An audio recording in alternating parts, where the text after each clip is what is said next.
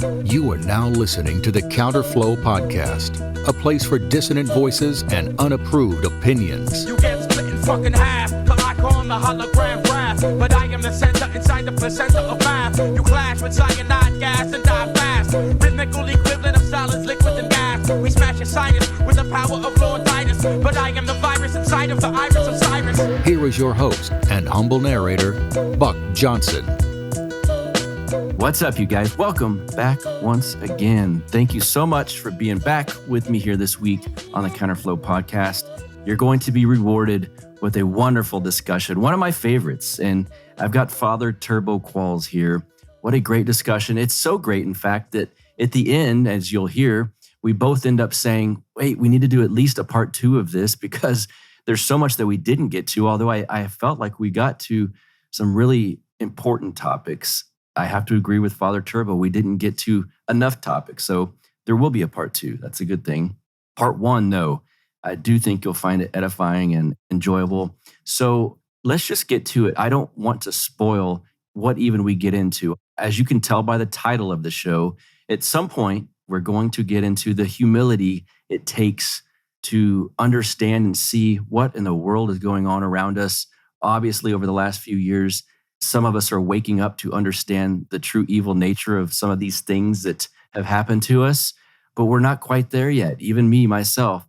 And Father Turbo's great at discussing the humility it takes to see certain things, and we're going to get into that, but we surround that topic with many, many other things that I think you're going to love. Father Turbo is the rector over at St. Mary's of Egypt, Serbian Orthodox Church in Kansas City, Missouri. He lives there with his wife and 8 children. My goodness, this is a busy man. I'm so glad that he gave me the time to do this. And again, like I said, we're going to do a part 2. Let's bring him in right now, though, for part 1 of this great discussion. Father Turbo Qualls, we are blessed to have you here. Welcome to the show. Thank you, sir. It's my joy to be here. It's my joy. Yeah, I was telling you off air, but it's only appropriate to tell you on air that you've had a big impact on the lives of people that have had a big impact on me, one being Cyprian Van Armani, as some people know him, and one being Father John Valadez, who is now in charge of Death to the World. Yeah. And so your work has ripple effects and continues to affect a lot of folks. So thank you. Thank God. Thank God. Yeah. Yes. My honor.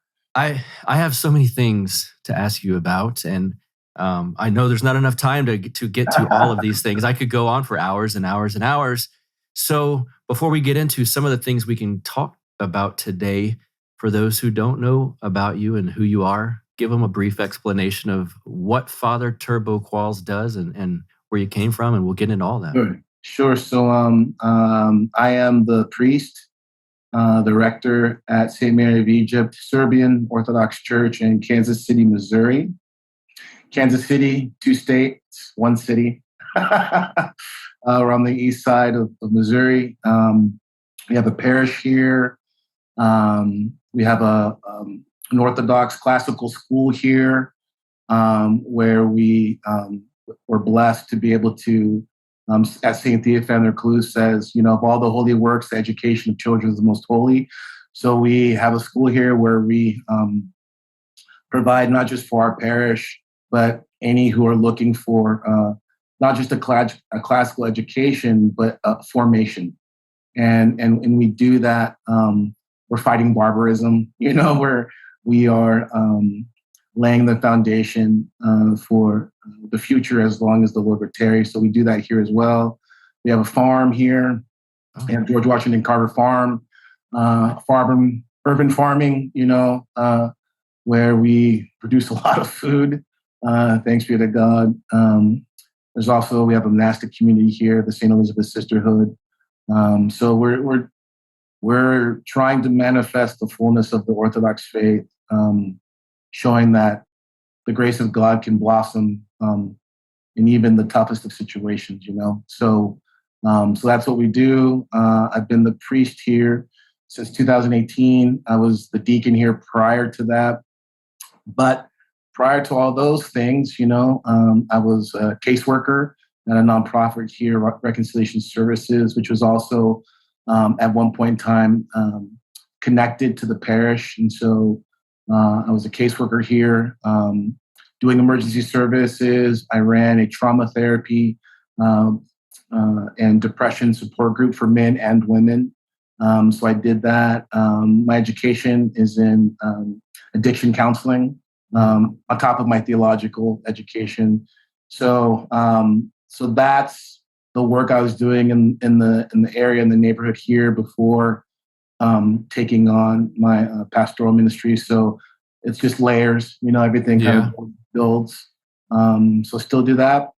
But prior to all of that, and a long, long time ago in a galaxy far, far away, I was a tattoo artist. I've been a tattoo artist for over 20 years, working in Hollywood, Orange County, California, all kinds of places, eventually opening up my own private studio.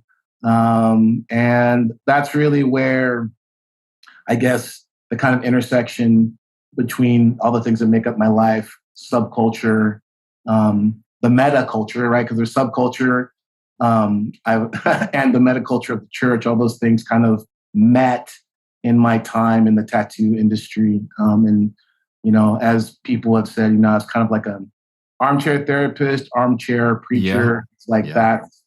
That's kind of where I guess some of the infamy began, is in that sense. But growing up in subculture, late 80s, early 90s. So I was in like the first Oi band in Orange County, Southern California, The Authority. Did that for a lot of years. I did not know you were in an Oi band. Yeah. Wow. Yeah. Okay. So street rock and roll and Oi, funk. That's my background. And as you know, there's that people don't understand. Back in the day, the scene was very particular. Before the advent of like Hot Topic and all that stuff, it's like, there was all the splinters, but the subculture was so tight. Psychobilly, rockabilly, Oi, punk, metal. I mean, hardcore, really, not metal. Right? Not metal, but hardcore, right? Yeah. Like that, Cro-Mag, Sick of It All, like that. All of that was, that's the water I come up in. So me too. Wow. I mean, I knew you were into subculture. I didn't know to the precise extent that I was as well. And there's going to be, obviously, it's subculture. And I said this when I had Justin Marlar on the show. By definition, it's counterculture. It's people, most people listening to this are going to hear Oi and hardcore and Cro-Mags and Sick of It All and go, what are they talking about? I'm happy Buck and Father Turbo have this in common, but I don't know what this means. My goodness, that's wow. Okay, that's awesome. Libertarian. I was a registered libertarian since I was 18. So in and out of that stuff. It's just. So the thing is, Buck, you and I are from the same tribe, even though we haven't met. And I'm in your chair, brother. So wherever you want to go, let's do it. Well, I've got even more places to go now. The counterculture scene. Also, just I did some research on you, and I thought this was such a funny coincidence among the many we just talked about. My wife is from Orange County, California. Also, she grew up in a counterculture, subculture. And when I was out there, we kind of pursued each other at a long distance, in a long distance manner for a little bit. And then I was out there for a few weeks just staying with her. And I had a lot of mutual friends out there in Orange County. And one day she said, we should go see where such and such, a lot of these guys get tattooed. Here, it's called Sid's Tattoo Parlor. And she took me, and we went and stood outside, and she said, this is where so-and-so goes. And in the research, you worked at Sid's Tattoo Parlor. And I remember texting my wife, and I said, wasn't it Sid's that you took me by that time? She goes, oh yeah, that's where all the rockabillys and counterculture people went.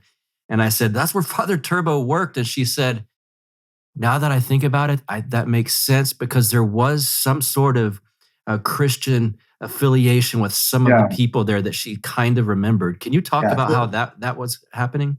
So just one little brief correction, and it's an easy mistake. I technically didn't work at Sid's. Technically what it was is Sid used to run a Bible study. Oh, okay. And so I was there. And so I worked at another shop just down the road from there, but I was there all the time. So like, that's a very understandable mistake. Lots of people thought I actually worked at Sid's over the years, just because my close association with them.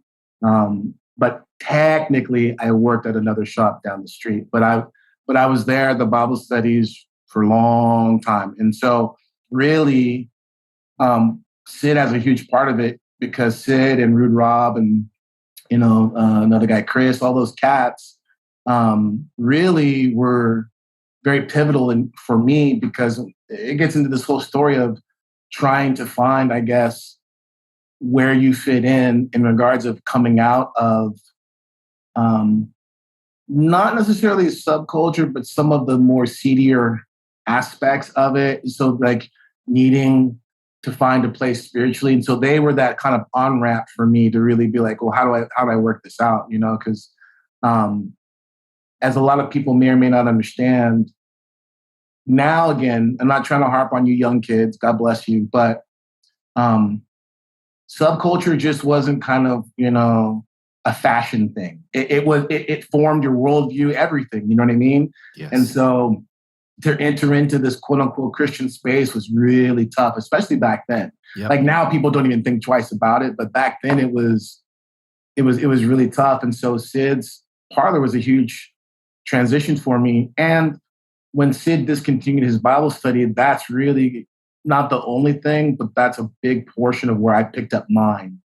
And that's also where, Father John and a bunch of other people found their way into orthodoxy and other things, you know what I mean? So there's a very real connection. I got to tip my hat to them, and Sid actually, I think he was received in the church a couple of years ago, actually. I know the last time I saw Sid was him and his wife and their family. I think they were catechumens at the time at my old parish. So, the Lord's a fisherman. He has no problem going fishing. He catches his fish that he's looking for, So, what age were you when you were in the Oi band, the Authority? I want to say I was definitely as early, maybe 16, 17, because I was a minor. I mean, there were shows we would play, and I was a minor.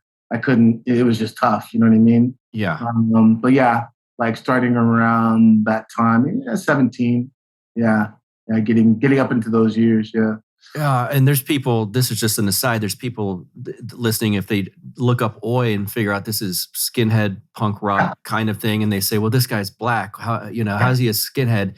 Most skinheads that exist, the overwhelming majority are not white nationalists and what you see on the TV and all of these things. That's a very, no pun intended, that's a minority of the skinhead scene. And so it's very common that you would run amongst skinheads that had nothing to do with worried about what race you were, obviously. Yeah. That's right. It's a caricature, really. It's a caricature of the real culture. Correct. So. Yep. Were you raised religious at all? Yeah, I was raised an American. And so at that time, it's like my dad would say a prayer every evening over the meal that he said it so fast you don't even know. I don't even remember what he said. You know what I mean? But my father's mother was a minister. She was a Pentecostal minister, and she was a pretty heavy hitting one. She lived in Hawaii, my tutu, and she would come into town, and I had some pretty crazy, wild memories of her, like speaking in tongues and things like that. But that was the extent. So, I mean, to kind of give you a nutshell, my dad was kind of like was one of the wayward sheep, right? So his mom's a minister, raises, very kind of devout in that context. And my dad sent me to, a private school from grade school, like from basically preschool up until 6th grade. But it wasn't really for spiritual reasons. It was more like, my dad ran an underground gambling house. My dad grew up in the, tail end of the Depression. My dad owned a record store. My dad was an entrepreneur, you know what I mean? And my dad met my mom. It was his second wife kind of deal, and went kind of legit when he met my mom, moved my family to Orange County from LA while my mom's pregnant with me. And, it's just part of the story, but like we're like the first Black family, definitely in Garden Grove and the surrounding area. I won't say all of Orange County, but yeah, like the first. So there was this whole dynamic there. And sending me to this school was more, I think, out of like education and greater control, you know what I mean? Like safer place to be than it was like any devotion to Christ or anything like that. You know what I'm saying? So as Americans, everyone's Christian. You get what I'm saying? Yeah, for sure. So that's my context. But it's kind of a well-known portion of it, but it's in that context that I get exposed to certain things. And so in that private school, those later years, that's where my awareness and my relationship with, other philosophies or religions and the occult in particular began. Yeah. Let's talk about that, because you did have a stint practicing, or at least interested in occult type things. Can you talk about how that started and what you were experiencing and what was attractive about it? Yeah, I think there's some core things, anyone who's experienced, just adolescence and having some measure of being an outsider, you're trying to process what that looks like. So the exterior of that for me was subculture, right? Like subculture was a place where I found a tribe and things began to make sense. And that's what helped me to really own being an outsider, and learning to be comfortable in my skin. But the esoteric, the inner, the inner portion of that, the occult really helped me to really kind of find a way to kind of escape, because you can look tough, act tough, but you're still a human being and you're still vulnerable and you're still, I don't want to get all, sappy on it, but you're still struggling inside, The occult really helped me to kind of like take that and begin to transform that in a way that I would have never explained it or understood it as what I'm explaining to you now as a kid, you know what I mean? But it helped me take those portions of vulnerability and wield it in a way with my will that allowed me to kind of, not crumble, every time, you're just constantly living exposed, if that makes sense. It's just like you're a raw nerve, right? And so that's kind of in a nutshell what it did for me. But the on-ramp to it was much more innocuous. I mean, I was a nerdy kid before pop culture was cool. It's kind of funny. I know you'll excuse the kind of rabbit trail, but I know you'll get this. It's so funny now looking back on how so many things, because we're close to the same age probably, how so many things back then are just so, it's like in the water now. You know what I mean? Like, chain wallets, nautical stars, like all this stuff was like very particular for us. You know what I mean? And even getting into like pop culture, like, sounds crazy, but even stuff like, anime, I grew up with like Voltron and like Battle of the Planets, G-Force, like all that stuff prepared me for ground, like fantasy is where I escaped into. And the reason why that's pertinent is because tattooing, like the aesthetic of tattooing, that was a huge portion of it. I mean, to this day, he's a brother more than a friend, but the guy's in the authority, Boost, the singer, Bill, who's a guitar player, like we shared this kind of understanding of things. And Boost, Ken, he had these like Clockwork Orange tattoos, and I was like, what is this? And just taking imagery and just seeing what could be done.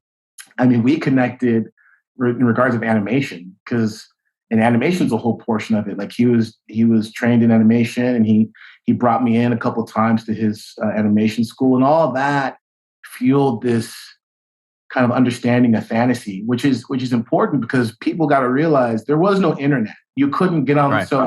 So album covers that you saw and like flyers, like people don't remember how big flyer art was a part of the culture. You know what I mean? Right. So flyer art, comic books, sci-fi, fantasy, like all that stuff, Nick Knight books, what I mean? Those early skinhead books, like all that stuff. Yes. It all helps to weave this fabric of this world that your subculture. And that's where we found refuge. You know what I mean? Yes. And that's why things that look just like this, for people watching or not watching, the Death to the World zines spoke to people like me and probably like yourself, because it's like, oh, you know, when you come from a subculture and you look at the religion that's everywhere else in America, it's this cheesy, polished, mega church, fake, flimsy version to me. And all of a sudden you come across something that seems like raw and real and like real. I mean, that's the best way I can say it, is real. That speaks to me much more so than the guy on the TV did. Guys, I want to tell you about my friends over at the GOP Mises Caucus. And if you're looking to get some actual political steps taken and changes made, they are the cheaper, better, faster route. The GOP Mises Caucus. Recently, founder Andrew Pierce was on the Lions of Liberty show talking about how to privatize local governments and why the GOP is the necessary vehicle for that end. Obviously, you know this, nothing changes people's minds like money does. Andrew's strategy is to win over people's hearts and minds through their wallets by installing what he has dubbed the anti-tax, a DIY system of making taxation obsolete, which sounds pretty damn good right about now with inflation going through the roof. As you guys know, Andrew's anti-tax is the better, cheaper, faster strategy for liberty. He is not talking about taking over the GOP. Please understand that. He's talking about cutting taxes and privatizing local governments by leveraging free market competitive forces. This strategy can work in all 50 states for a fraction of what other organizations are getting it done with. I'm asking you guys, go over and support them. You can give per month $3, $5, $10, $1,000, whatever you want at misesgop.org/buck. Again, that is misesgop.org/buck. You can give monthly there. And again, this is for a fraction of the cost. They can get a lot done. So go over there, donate at misesgop.org/buck for the cheaper, better, faster strategy for liberty. And then you just sit back and let my friends privatize America for you. Let's get back to the show. Yep. And forgive me.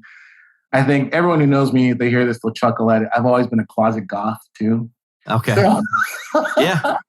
So, you know, growing up, like I listened to Bauhaus just as much as, you know what I mean? And so I'm just saying, like, God he'll take anything. And that's the thing about, maybe we'll get into that in regards of orthodoxy in a bigger picture, but that's the Orthodox way, you know, as opposed to the kind of overlaying. And I know this is a loaded term. We can unpack all that, but like Orthodoxy didn't colonize in that sense. You know, it looked at the people, the Aleuts, the Inuits, the people in Alaska and said, hey, we see what you're doing. Let's see, and let's baptize it. And that's what Orthodoxy's done for me as like quote unquote subculture kid, punk rock or whatever. It's taken those things that have helped me to really reject the world, to really reject the falseness and all those things. And it said, yeah, I get it, you know, and point me to all the things that I've always wanted. I mean, especially in the subculture that you and I come from, like, this is another thing people don't understand, but, you know, kind of like honor and loyalty, all those things that people think have nothing to do with punk rock or like, you know, it's like, that's what we fed off of. Yep. And so to find something like honor, loyalty, respect, you know, even to some degree hierarchy, you know what I mean? Like, yeah, like that's natural. Let's get this, you know, that it made perfect. It baptized it. It baptizes all those things that have a good potential, you know?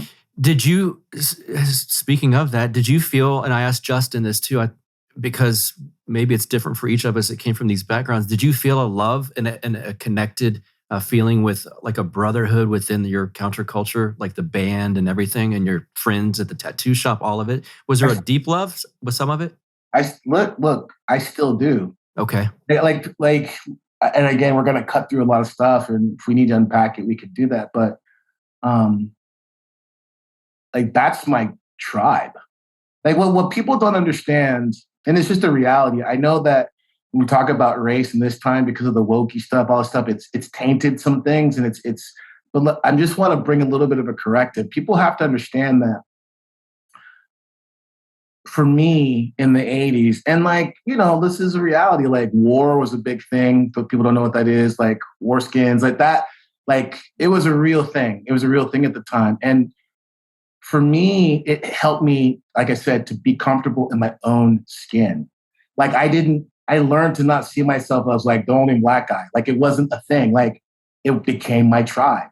You know what I mean? Like the subculture, being a skinhead, or various times being a punk or in the mod scene, whatever it is, it's like it transcended those things, and people don't understand that, but it really did, and it also trained me to where it's like I'm Orthodox, I'm a priest, like when you ask any of my spiritual children, they don't ever feel like I'm a black guy and they're like an Asian or Hispanic or white person. It's just like I'm their, you know what I mean? I'm their priest. They're my spiritual child. We're Orthodox. You see what I'm saying? Yes. Like to be able to, this is what's the problem for so many people. They've never experienced the transcendent in that sense. You see what I'm saying? Yes. So when you talk about it to them, it sounds kumbaya to them. But I'm like, no. I experienced before becoming Orthodox being in something that transcended those lower levels of identity. Correct. Right? Yes. So I knew it was possible because I lived it. So becoming Orthodox, it's like, this is the fulfillment of that. You know what I mean? Does that? Yes, correct. I totally get it. Yeah, I have had the same feeling. It wasn't like if you're amongst skinheads and, well, there's the Mexican skinhead and here's this Asian. No one looks at it like that. It's that you were a pack of friends with this stuff in common. And I'm a firefighter now, and I'm a lieutenant. I'm an officer of a crew. And when you step back and look, it's like, wow, that is a diverse crew. But I don't look at like, well, here's my black firefighter, and here's my Hispanic, and here's my female. Look at her. It's that we are a family of firefighters that live together every third day. And, That's right. And so I answered your question kind of in a roundabout way, forgive me, but I said that to say, not only did I have love, I still have love. Like, that's still my tribe. Like, you see what I'm saying? Like, that's still my tribe. And I'm trying to say, like, hey, all you tribes folk and all you scattered tribes, this is the larger nation. This is what we were all really looking for. Right? That's the thing. Where did you first discover orthodoxy? How did this come about? Very interesting. So, I'm tipping a lot of hats today. Father John Tomasi, who is the pastor at Archangel, I think it's Archangel Michael Church over in Venice. He had a booth on the boardwalk. So this is the very first kind of thing. He had a booth on the boardwalk, and I'll never forget. I was down in Venice, whatever, and I'm walking by, and I see this table. And I see this guy with his long white beard, black robe. It's a cassock now. I didn't know at the time, black robe. And he's got Death of the World zines on the table. And I walk by, like, oh, that's cool, these zines, And in my mind, I'm thinking, like, this guy looks like a sorcerer. This is great, whatever. And, he didn't say anything. He just kind of like, he literally didn't say anything to me, right? And I was like, oh, cool, this and that. And he just kind of like gestured his hand, whatever. I was like, oh, that's cool. I just put it down, right? And then that whole thing will play out later. But that was my first kind of like contact, because that seed blossomed quite a few years later. But in a more kind of like direct sense, my wife worked for a couple. She managed their pizza parlor for like 5+ years, and she was a family friend. And they wanted to kind of get to know me better because we, got married and all this stuff. Like, who's this guy, right? Who's this weirdo that you're married, whatever. So we go over for dinner, and I walk into their house and open the door. And in the foyer, there was this big icon of Christ. And, the Pentecostals, they have a thing they call like being slayed in the spirit, where you almost like pass out and all that stuff, I didn't quite hit the ground, but so like this wave just washed over me. And I sat there for, it literally had to have been like a minute, 45 seconds, which feels like an eternity, Sure. Hi, what is that, And so I'm like, hi, nice to meet you, blah, blah. And I was just like, hey, what's the deal with that picture? And the husband, John, he's like, oh, yeah, that's an icon. I'm like, well, what's an icon? He's like, oh, it's a picture of Christ. I'm like, yeah. I can tell it's a picture of Christ, but something just happened. Like, what is that? Like, are you Catholic? Like, what are you? He's like, no. We're Orthodox. And I was like, Orthodox? What's that? He's like, oh, it's the first church. And I was like, like at that time I'm an evangelical, really deep in.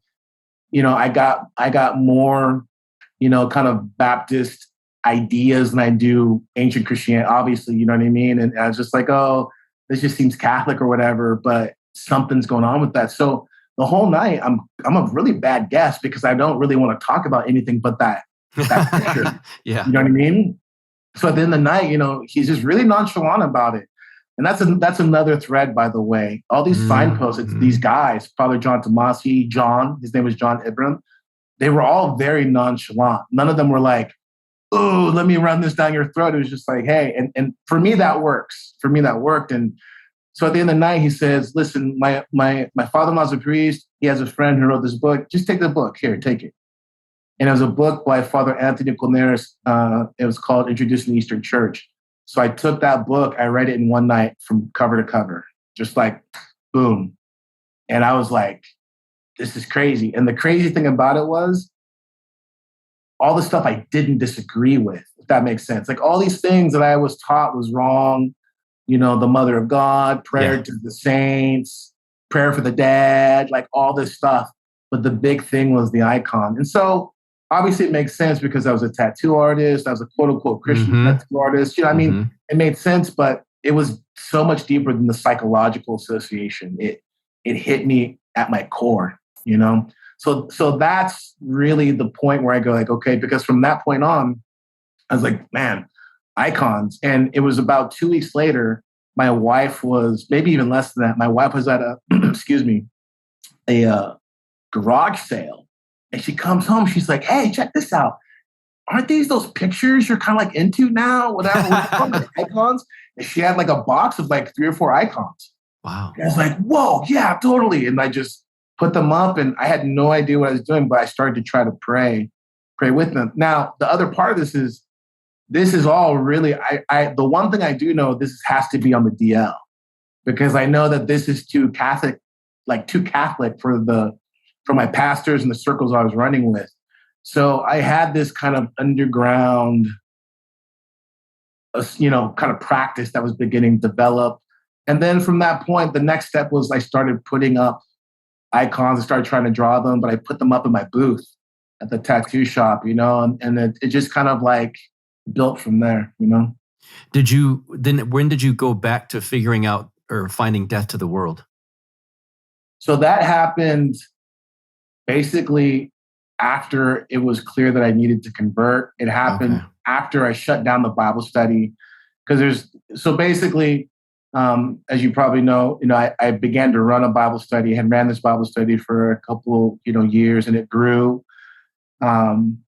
pretty big, and, we'd do Monday nights, we'd close the shop. I'd close the shop down around 10. And sometimes we'd have Bible study till like the sun come up, and we would talk and just discuss things. And so it was during this period of time that these seeds were planted and were blossoming and beginning to teach. And to be honest with you, seeing one of the big things that began to be a problem was the kids were like, hey, this is our church. This is our church. I'm like, no, it's not, because I don't even know what it looks like. I don't even know I just knew that what I was seeing as Christianity wasn't the thing. There were things that were problematic. I knew Christ was God. I knew that, but church, there was too many things that were not clicking. There was these gaps, right? But I was a good soldier. I was just kind of moving on. But as they were wanting to do that, people were wanting to like quote unquote tithe and do all these things. I'm like, nah, I'm not doing that, So I packed up my wife and kids and I went on this journey for like 6 weeks. I just tried to hit as many churches as I could to really figure out like, well, should I start a church? Like what does this look like, And during that journey, it became, God made it very clear, like, I'm not to do that. I'm not to be a pastor, and I'm to pursue the Orthodox Church. And it was after that period of time of coming back, disbanding the Bible study, that things began to really kind of click. And really, that's where Father John kind of like comes in, in his search of other things too. But that whole process was such a lifesaver because not having, getting back to kind of like that Sid connection, finding some kind of on-ramp culturally. Because remember, again, people need to understand, like, what's my culture? Well, subculture is my culture. Yeah. You know what I mean? So culturally, finding some kind of like on-ramp and depth of the world was that thing, So one of the things, kind of a theme I'm trying to maybe articulate better, but certainly dive into with the next several episodes, and I've touched upon it a little bit in episodes prior to this, is that I keep looking around in a clown world as we seem to be living in right now, but I see things where what they're telling us is the truth is not only not the truth, but it seems like the complete inversion of the real truth. And maybe it's sometimes by nature, I'm an optimist. So I try to think of the optimistic view of this. And I think, well, if it gets so ridiculous, enough people will go, wait a second, and kind of snap out of the spell that people seem to be in and figure things out. But I'm trying to figure out, is it just me? Do people I interview, do you see this when you look around? Do you see what's told to us that's reality is a complete inversion of what is reality? Oh boy. Forgive me, I'm gonna have to like go even dive further into that. Okay. Yeah, I'm gonna have to go even further than that. Because one of the things that people need to really understand is that 2020 was, if you begin to understand the apocalypse, right? When I say apocalypse to people, they think Mad Max. They think people running in the streets, half barbarian, half like future cyberpunk, right? Apocalypse means revealed, uncovered. So if you think of apocalypse, the apocalypse as a book, not just as a book in the Bible, but just walk with me a little bit on this. Mm-hmm. Imagine time as a book, history as a book, and certain chapters are turning. And as you progress in that book, you begin to understand more and more of the plot. You begin to see more and more of who characters are, and things become more and more clear. You following me? Mm-hmm. Okay. In 2020, the apocalypse was already like unfolding, many chapters, but that kind of third act, the climax, began to really, that first page began unfolding, because we understood that, right? Whether you're listening to MDC or like whatever you're into, like the corporations, like we knew something was wrong. I mean, that's why we're countercultural in the first part. I mean, I'm going to trust you, but to kind of rein me back in if I'm getting into too much of a rabbit trail. But like, people have to also understand, when I talk about subculture, it isn't just dress. The dress is a manifestation. It's an expression of something going on other, which is, it wasn't just the kind of materialism and the cheesiness that we were resisting. There were things that were wrong. We couldn't maybe articulate it, but we knew something was wrong, right? So whether you're a crust punk and it's food, not bombs, whether it's the working class man for the skinhead and understanding like the working class man, the honest man, and what does that mean? We're getting into economics. Are you following me, right? So the corporations, and a corporation, it's so funny how we have this whole thing where corporations are people now. Well, that's more true than people realize, because corporations aren't what people think they are. They're principalities, right? And so what began to happen was we already knew that the corporations were sick, that they were twisted, that they were tyrannical. We already knew all that as subculture people.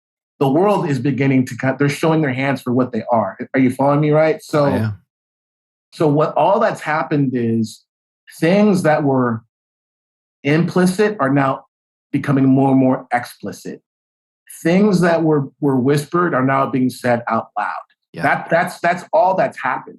So for a lot of us, we're just looking at like my wife and I, once we kind of got through the initial snap of all the foolishness, right? Like what's going on here with the kufi and all that stuff, right? it was like, okay. And our motto's been like, this is what we were made for. Like, this is what we were made for, not just as subculture people, but as like Orthodox. Like, all of this was an illusion and a shadow. And most people just haven't known it. They've been asleep. Now is the time where people can wake up and be like, so when people are like, the world is so crazy, I don't understand it, we just chuckle. It's like, it was always like this. Mm-hmm. It's just the threshold now is at such a level that you can see it. So everything from the absolutely absurd policies, the administrative movements that we see, the worldwide, right? The social, the insane social movements in which certain protected classes and parties begin to dictate how we live our lives. Like, that level of absurd tyranny, it totally makes sense when you really understand who the God of this world is, small g. Mm-hmm. When you begin to understand these things, then it's not so crazy, right? And I know I'm speaking in veiled language, but part of the fun is understanding. Like it says in the scripture, it's basically it is God's good pleasure to reveal, to hide a thing, but it's a king's pleasure to discover the thing. Mm-hmm. So this is part of our work, is to uncover these things and to see them and to really understand that our society as it's functioning now, everything from AI, right? Not just artificial intelligence, but also automation, which if you're a working class man, you better wake up. You better really understand that these things aren't science fiction. It isn't just things that's hitting people on the coast. It's coming for everybody. If you're a working class man, the average man is being ground down, and it isn't a mistake, right? I know I'm kind of all over the place, but if you see where I'm going with this, mm-hmm. all of these things are just being revealed. So for those of us who had no problem going against the grain, those of us who had no problem really kind of saying, I'm just going to march to the beat of my own drum, like outlaw, however you want to look at it, to all of us, it's kind of crazy and you want to kind of shake your fist and everything. But at the end of the day, you knew that this is how it always was. You knew that everything people were chasing, it was all superficial at best. You know what I mean? Mm-hmm. So yes.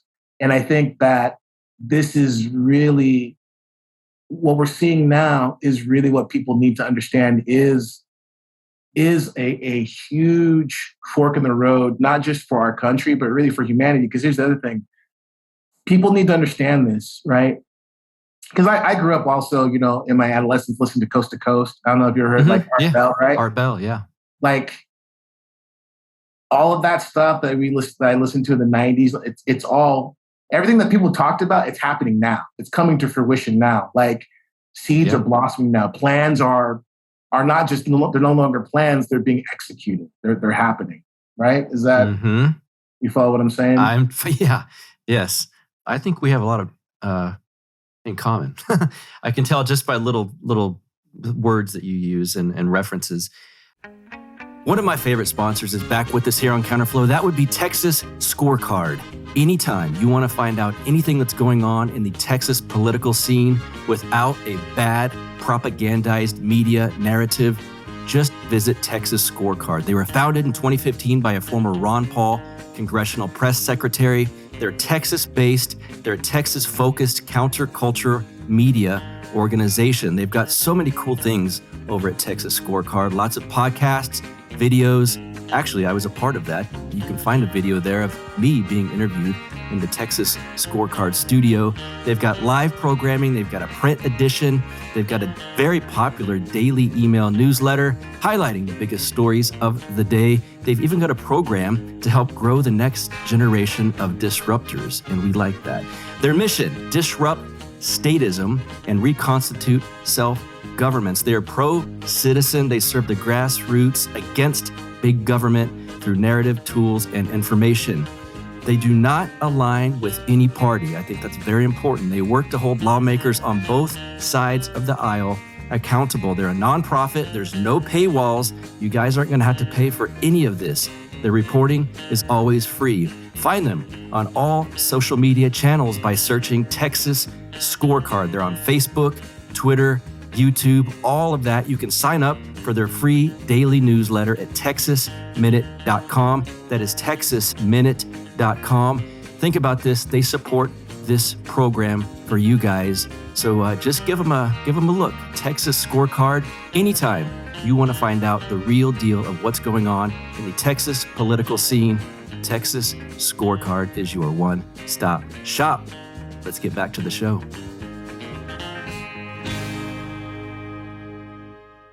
I'm going to make a statement, and I know where you'll go with this, which is why I'm making the statement, but I'll let you do your thing. The modern age, our culture right now, not you and I, but the culture at large here, has a lack of humility. Yes or no? Fundamentally, absolutely. Mm-hmm. Can you speak on that? Because it's something really, I had thought about it a little bit here and there, but in my deep dive on you and content that you've put out, boy, you're good at talking about it and made me see it in a much better perspective. So please talk about the humility and the lack thereof and why it's important to at least attempt to pray for it or have it. Yeah. I'll try to do it in a way that's kind of consistent with themes we've touched on already, because we can spend however long talking about it. Part of the kind of phenomena of subculture and why we find ourselves where we're at is because you get a hold of something and then you realize there's something more here, right? So like, for instance, you get into a band, you're like, oh, this band's cool, but like, where did they get that from? Right? And then you want to go further back. Okay, great. Well, where did they get this from? And you go further back, right?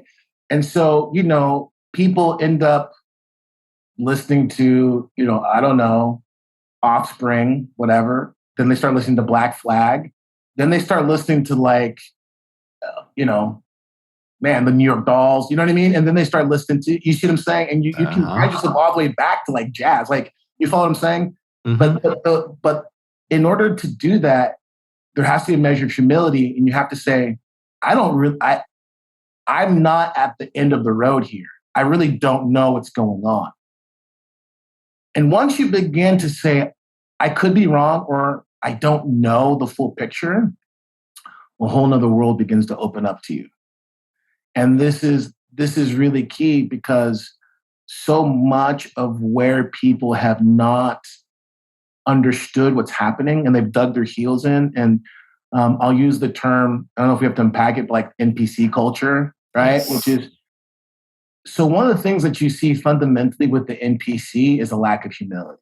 And what facilitates people being locked in, blinded, this is the tragedy of it. It's their own hubris. It's their own lack of humility. It's their own unwillingness to say, I may be wrong on this.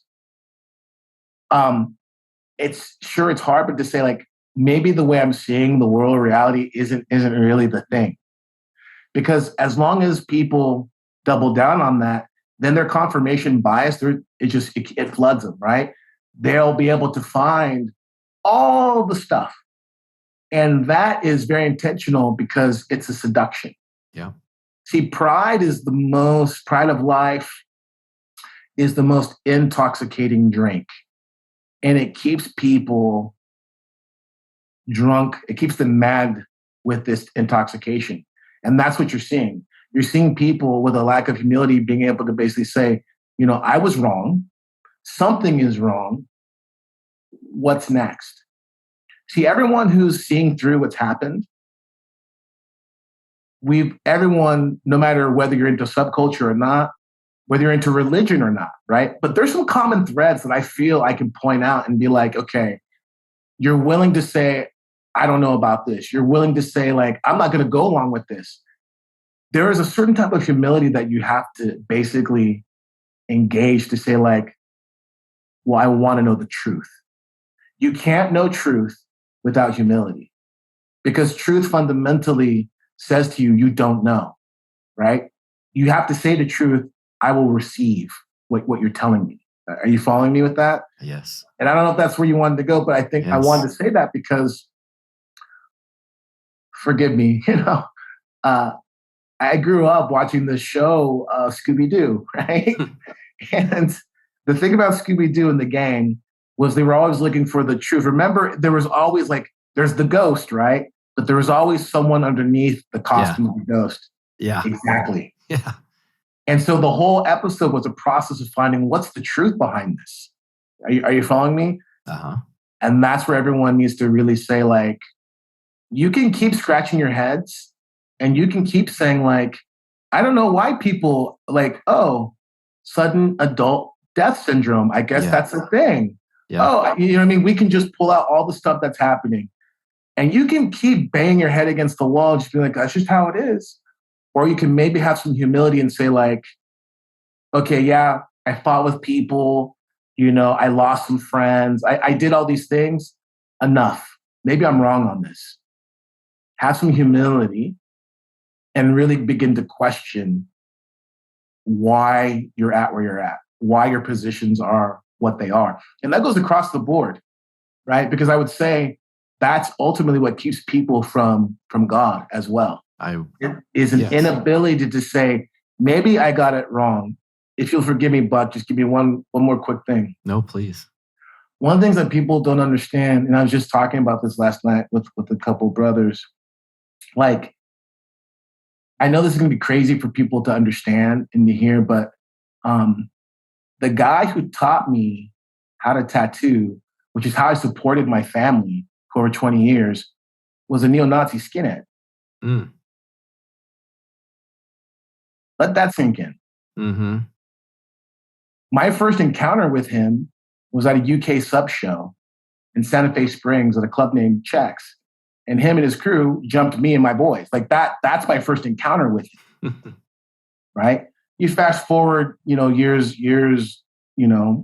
future, and we find ourselves in similar circles again.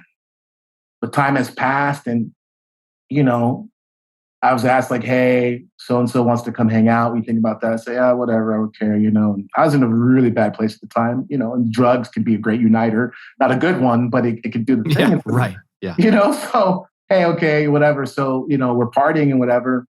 And he starts tattooing some of the guys, and after a week or two, he's like, oh, who's drawing on everyone's tattoos? Oh, I am. And he's like, man, you draw really good. And I was like, yeah, thanks. I always want to learn how to tattoo. And he's like, well, why don't you come down to the shop and, hang out a little bit? And that's what started. So the thing is, what I'm trying to say is if I had just said, this is who you are, you're always going to be that way, and dug my heels in, I would not be where I'm at. You see what I'm saying? Yeah.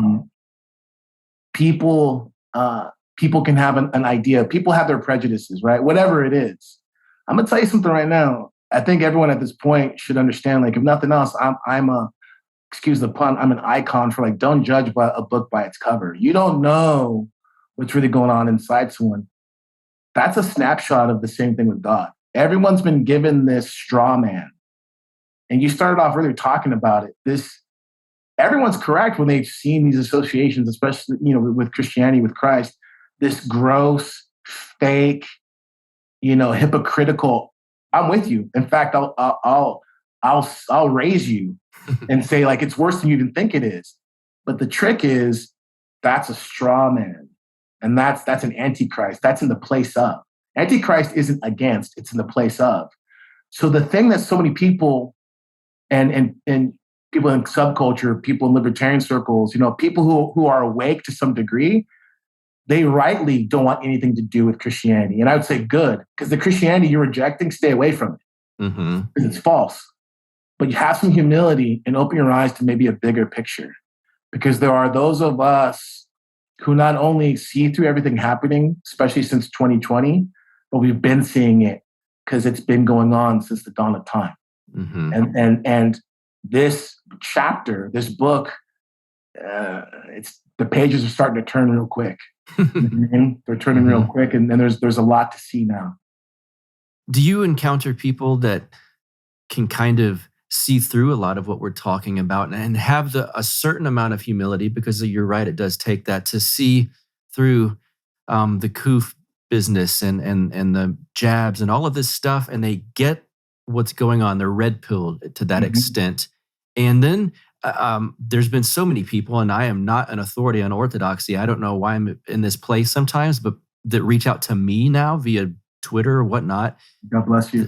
I'm curious about orthodoxy. I heard you talking about it. What should I read? And it's a little bit of too much responsibility, to be honest with you, to put on my shoulders. But I try to help them out. And then sometimes they will say, it seems appealing. I kind of get that this is the one true church, the original church. But there's this like leap of, no pun intended, faith that something is stopping me. I just can't get past this one part, but it's all based on this one thing. How do you talk to someone like that? And I know each case could probably be different depending on where they're coming from, but just more broadly, I suppose. Yeah. So the first thing is, I would say to anyone who's even, any buckaroos or anyone who's like, hey, like what's really going on here? I would say, and I'm not trying to tell you what to do, Buck, but there's this great book called God's Revelation to the Human Heart by Father Seraphim Rose. That was my entry. I would say to anyone, maybe you could throw that link to people where they can get it. Just start with reading that. Because if you read that and you come out of that kind of like, I'm saying like, you're like half dead then, because that you can't read that and not say, okay, like it sparks something. You know what I mean? Yes, you could feel it. Actually, the warmness that he's talking about, in my personal experience. You can feel it, and it starts there. So I would say on that one end, start there. The other thing I would say, the block that's there, and this is tough, but the block that's there is you. What I mean by that is presuppositions. It's your presuppositions, which are really your opinions, and it's not your fault. It's not your fault that you've had these opinions formed. You've seen stuff on TV. You've had a couple neighbors and people in school that were just idiots. Okay, great. But those opinions that you've allowed to crystallize, you need to just say, you know what? Give it a season of time. Give yourself 90 days and just be like, check this out. 90 days, I'm just going to be totally open, right? And what I mean by that is have a little bit of a filter. Right? Just be totally open and say, okay, I can see historically that this is a thing, right? This is, whether someone agrees with it or not, whether they are a member of that church or not, we can objectively say, this is historically a thing. Right. I can also say now that in real time, guys like Buck and these other people, there's got to be something to it. Why are they looking into this thing? Okay. So with this very much objective empirical reality of history and this empirical reality of people that you have some relation to and some respect with, coupled with the kind of info of that book, give yourself 90 days, start asking questions, go to a service, check it out, right? Start saying, okay, I'm open, If you've never prayed, if you've never even had any idea about that, you just simply say, whatever this is, whatever you are, Christ, call out Christ's name, Christ. If you are who you say you are, I'm open. But the thing is, you got to be honest. You have to be humble, which means Christ, when he comes, the real Christ, because there's false Christs, which is what I've been talking about, these false Christs. The real Christ, when he begins to reveal himself to you, he's going to show you yourself. It's going to be a little tough. It's going to be a little bit of a zinger. But I'm going to tell you what, anyone who's been in a gym, you know that feeling. Someone's been like, okay, cool. You want to work out? You want to learn how to kickbox? You want to get in shape? That's great. But a good trainer is going to say, I'm with you. Let's do this. But he's also not going to say, your dad bod or your pizza bod. He's got to tell you the truth if you want to get anywhere. Are you following me? Yes. If you want to learn how to play guitar, no one who's going to actually teach you anything is going to say, man, you're a shredder. They're going to be like, yeah, you don't know what you're doing. Great. Right? You just you do not have the corner of truth. You just don't. I'm speaking to that person, right? Right. Have the humility to understand you're not a philosopher, you're not a theologian, you're probably not a historian. That's okay. You don't have to be, but don't act like you are. Have some humility and just say, maybe this isn't about however I want to make it, right? Maybe it's like this. All kinds of people can be buckaroos, right? But there's only going to be some people who actually know you, had a beer with you. You know what I'm saying? There's a measure where everyone can have their opinion of you, but there's going to be people who say like, no, I actually know Buck though. Mm-hmm. Are you following me on that? Mm-hmm. Have the humility to say like, I know who Buck is. I got my idea of who Buck is. But you know what? I don't really know Buck. Buck and I have never had a hamburger together. We never had a beer. Okay. Let me humble myself and let me figure out like who he actually is. Are you following me? Yes, sir. I know that sounds too simple for people, but I'm telling you, because what we're talking about isn't a cognitive thing in that sense. You have to go through the heart. Yes. And this is what's getting in the way, because this is where your pride is. This is where all your opinions of this group of people and this scenario, all that is getting in the way. You gotta have some humility. 90 days, mm-hmm. You know? And just is there a mistake that some people make, even if they were to say, "All right, I'll do this 90 days," like Father Turbo talked about. All right, where's my sign? Where's the sign because I hear that too. Like I don't have a sign. Like there wasn't a lightning bolt in front of me. You know, these kind of things. I assume you hear people tell you this as well. Big mistake. I'll tell you. I had my own moments with that. I'll never forget. I got off the phone. I was getting ready to leave from that. Remember I told you about the 6-week trip I was going to go on to figure out what the truth was. One of my proteges who actually went to a church before I did, we were talking the day before I left, and he was just trying to convince me. And he says to me, he says, you know what I don't understand? You're the one who told me about orthodoxy, and now you're so resistant. And I couldn't really reconcile that. I remember hanging up the phone with him. I remember sitting down, and I remember looking at this book, and I remember saying, okay, God, give me a sign. Right. Guess what happened? Nothing. Nothing happened, right? That was a huge lesson for me, because you know what was still in the way? I was. My pride, my fear. Well, this is why all that stuff, right? So the thing you need to do is you need to realize that those things I talked about, history, right? Guess what? There's going to be a parish somewhere, right? Guess what? There's going to be someone you can talk with. You have to engage those things that are objectively real. They're empirical, right? Because this is the thing. We're not talking about some woo-woo, like you got to make, you don't, in fact, stay away from trying to make it up. That's not sober. It's actually very dangerous. That's where a lot of people have found themselves deluded and making up their own thing because they're looking for this. No. It's the church is a tangible, incarnate reality. Christ became incarnate.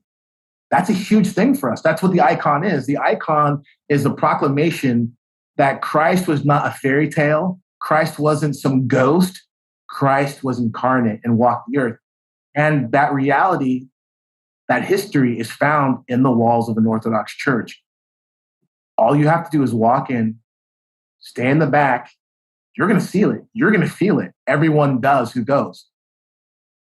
That's the key thing, is you have to taste and see for yourself. And it's talking, reading, that's great. But at some point in time, you got to go and you got to tangibly, in the Gospels, Doubting Thomas. I'm sure even if you're not religious, you've heard of Doubting Thomas, who says, okay, great. All you guys said that you've seen him, he's risen. I don't believe it. And until I see him and I put my hand in his sides and touch his hand, I'm not going to believe. Christ appears and says, here, touch my side. Yeah. Right? Here's how you touch the side of Christ. You walk into a temple. You see the ordained manifestation, which is the priest. You see the people, which is the body. You see it. You experience it. What you will see and experience has existed since the time of the apostles. you will experience that reality, that incarnate reality that we're talking about. You don't have to make it up.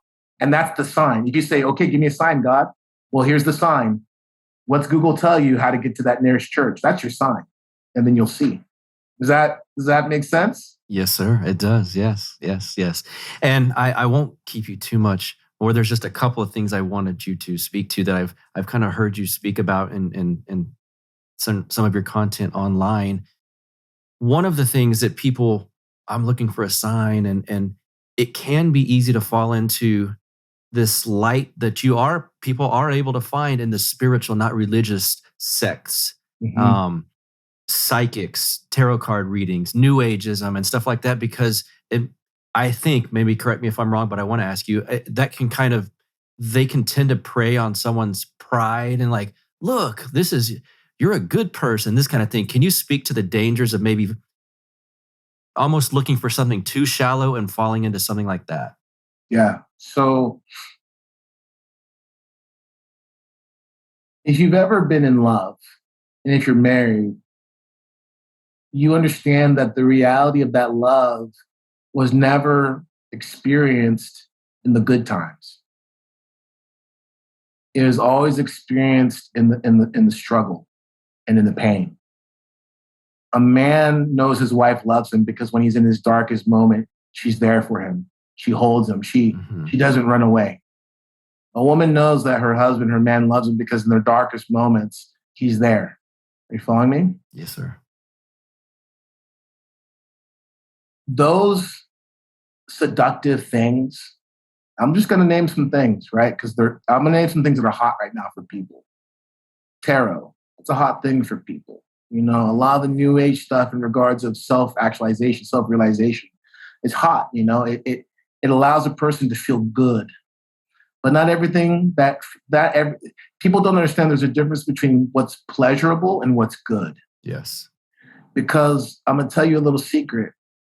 The light travels through sickness and pain, and the darkness travels through pleasure. That's seduction. What you'll find is all of those things that people can get into, it feeds the ego. It makes you feel special. It makes you feel like you got some kind of power. It makes you feel like you got some power over the world. It makes you feel like you have a security and a control that you really don't have. The truth shows you who you are. What we're talking about is salvation. Let me just say something real quick. You have to understand what salvation is. You don't save something what does it mean to redeem? What does it mean to redeem? How would you define that, Buck? What would you say? Ooh. Redeem something. What's the key aspect? To gain it back? To gain it back. Yes. To salvage something. Right? Salvation means to salvage, to preserve something, to keep it. Are you following me? I am, yes, sir. You don't know how valuable you are. What we will do is we'll make a mistake. Oh, I made a mistake. I'm only human, right? Actually, the problem is you're not being human enough. You don't know what it means to be human. You don't know how valuable it means to be human. And that's the problem, is that people don't know that we are made in God's image. And all of these things, they prey on a false aspect of that. They prey on that idolatrous aspect of us, right? So when I say idol to you, people think a gold statue and this and this and that, right? But really, idolatry is taking the part of something and making it the whole, right? When you look like the whole thing about the angles, the angles, remember that? People talked about the angles and your online presence, right? Yeah. You're trying to put forward this one aspect that looks good, and you're trying to present it to the world like this is who you are, the totality of you, right? Mm-hmm. You're essentially trying to make an idol of yourself and put it forward. Are you following me? Yes. But the thing is, Christ wants the totality of you.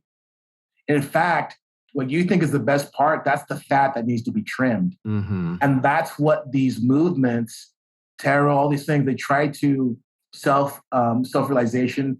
They try to get you to think that this thing that you want to be, the whole of you, is you. But that's a false you. Yeah. That's a false light. That isn't the thing. Christ wants to redeem you.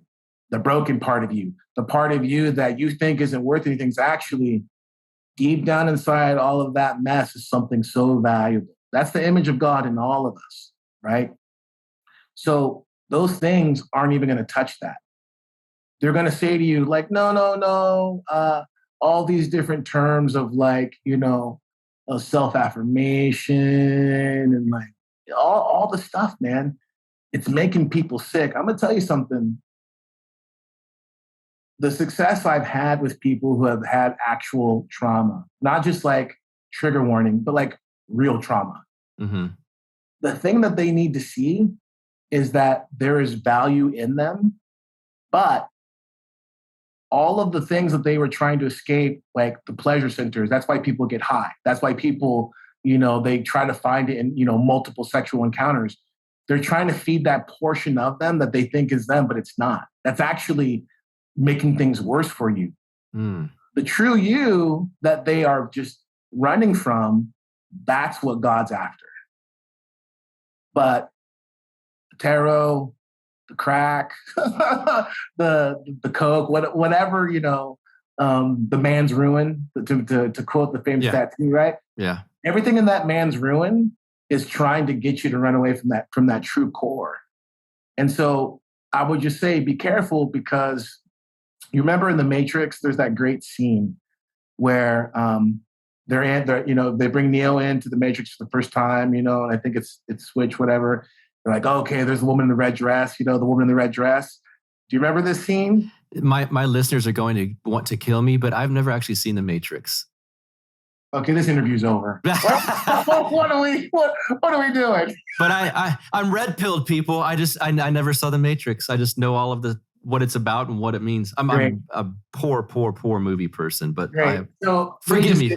So let me say, there's just this scene where the hero Neo is brought to the Matrix, and it's the false world, right? And he says to him, Morpheus is telling him, like, you gotta be careful, because the agents, the bad guys, they can pop up. This is where, like, the agents are basically NPCs. Uh-huh. And the problem with being an NPC is you're a vessel that can be used by the enemy forces anytime. Yep. Right? And they are. Yes. And this is the thing. All of that stuff that people get into, it's all basically, NPC tricks. Yes. Just to keep you asleep in that sense, right? So those who've seen The Matrix, it's such a good analogy, because the real world that Neo wakes up to sucks. There's no juicy steaks. There's none of that. It's a real tough world. But ask yourself, do you want to live in make-believe land where you're comfortable? Mm-hmm. Or do you want to live where it's tough, but you're in the truth? It's that simple. And all that stuff that you're speaking about, it puts people back to sleep, because it gives them a false sense of importance, experience, all that stuff. But it's not true, because it doesn't show you who you really are. That's a big hurdle for some people, because they deep down sometimes, and I'm not making myself exempt from this, but there's parts of you that you don't want to confront necessarily. And there's this fear that, confession will help me face this, or prayer will help me face this. And I don't know that I want to face this. That's got to be a human nature aspect of a lot of us. It is. And that's why I brought up love in that first portion, because when someone gets married, they would say, hopefully they would say, this person I married, I can be myself. They can see that ugly portion of me. Well, St. Paul in the book of Ephesians, he says that he talks about marriage as an analogy, but he's speaking about, Christ and his bride, which is the church, which is when you approach God, when you approach the truth, because we believe truth is a person, what happens is, for the first time ever, all of the illusions, all the masks, all the costumes, he doesn't rip it off, but he's like, why don't you step out of that? And there's an invitation to step out of that. And as you become aware, you gain faith. And understand, faith is not knowing a set of beliefs and doctrines and teachings. That's not faith. Faith is trust. Mm-hmm. Understand faith is trust. And as you begin to experience who we've been talking about this past hour, what grows is faith, meaning trust, meaning, okay, I took that step. I bought that book. I reached out and wrote the buck, and some things are maybe clicking. It's kind of uncomfortable, but I think there's something there, right? You took another step. I went down to that local church. It was kind of weird, but there's something there that I can't deny it. That's another step. And what you're learning is faith, not learning a bunch of rules. You're learning to trust something. And after a while, you begin to see that something is actually a someone. And then you just move further and further. And what begins to happen, this isn't a kumbaya moment. I'm just telling you, it's love. You begin to experience a love. You begin to experience a truth of who you are that may be uncomfortable at times, but you've never been more free. You've never been more free. This is real freedom. And that's essentially what we're talking about, is this freedom that comes from not being caught up in the things that distract you or that want to seduce you. Well put. Yeah. Well, Father Turbo, I've held you long enough, held you captive. And we need a part 2, Buck. I feel like we didn't even get into some of the... I know. We do. Hopefully you'll grant me a part 2. Oh, I'd love to. Yeah. Is there anything you'd like to plug? Please do that before we get you out of here. Sure. I got a channel, The Royal Path. If anyone's interested, checking it out, The Royal Path. It's on YouTube and it's on Spotify, I think. Yes, it is. And we do have. Forgive me, I'm going to plug it.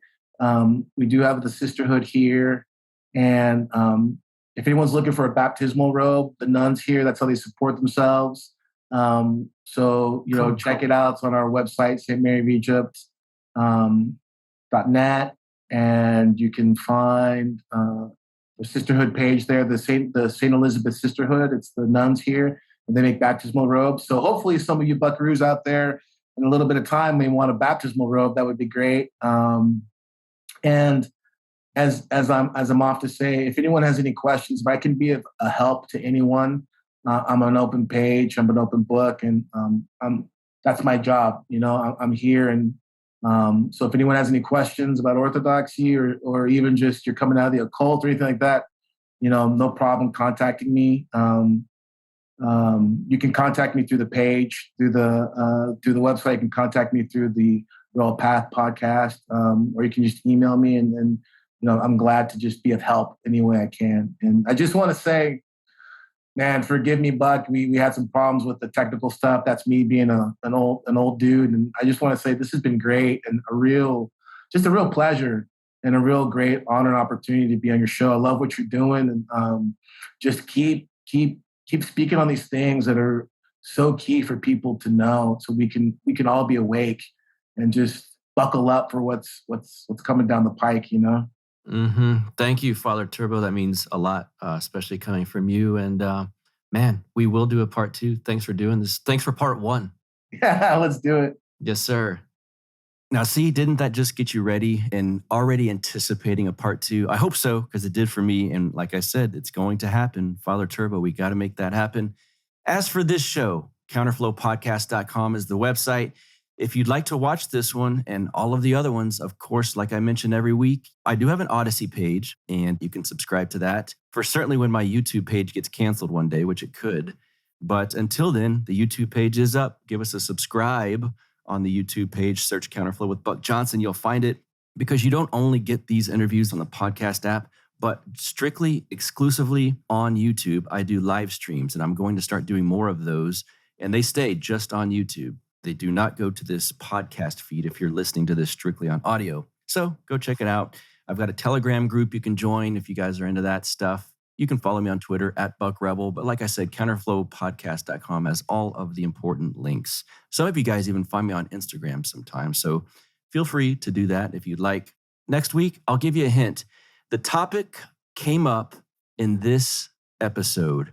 This next guest is someone I've never had on ever on this show, but he's quite good at breaking down certain aspects of the NPC.